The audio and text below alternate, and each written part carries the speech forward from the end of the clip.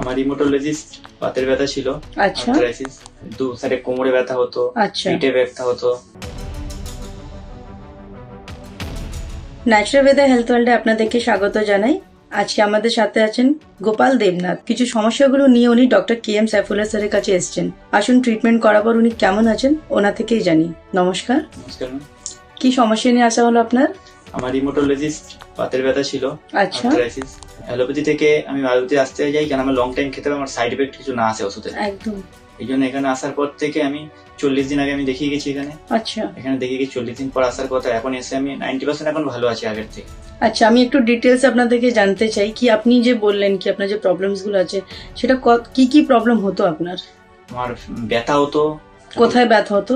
দু সাইডে কোমরে ব্যথা হতো, আচ্ছা পিঠে ব্যথা হতো। আচ্ছা, তার সাথে আরো কোনো প্রবলেম ছিল? না, আর সেরকম হাঁটতে চলতে অসুবিধা হতো তখন, কাজকর্ম করতেও কষ্ট হতো? খুব কষ্ট হতো। এই সমস্যা নিয়ে কতদিন ধরে ভুগছিলেন আপনি? এটা 1.5 বছর। 1.5 বছর। তো বাইরে যে ডক্টরসদেরকে দেখিয়েছেন তারা কি বললেন? তারা ওষুধ খেতে বললো, তখন অ্যালোপ্যাথি থেকে একটু ভালো ছিলাম, কিন্তু এটা লং টাইম যখন খেতে হবে সেই জন্য আমি আয়ুর্বেদে চলে এসেছি। এখানে আমার সাইড এফেক্ট কিছু না হয়, আমি তাড়াতাড়ি যেন ভালো হই। ওখানে ওষুধের থেকে আমি এখানে ওষুধে ভালো বেটার ফিল করছি। বেটার ফিল করছেন? আর যা যা ব্যথাগুলো সমস্যা ছিল সেটা এখন 90% ভালো আছে। মানে শুধু 40 দিন ওষুধ খাওয়ার পর 40 দিন এতটা ওষুধ রেজাল্ট খাওয়ার পর। পেয়েছেন। ঈশ্বরের কাছে প্রার্থনা করব যাতে 10% যেটা বাকি আছে সেটাও আপনার 100% ঠিক হয়ে যায়। Thank you.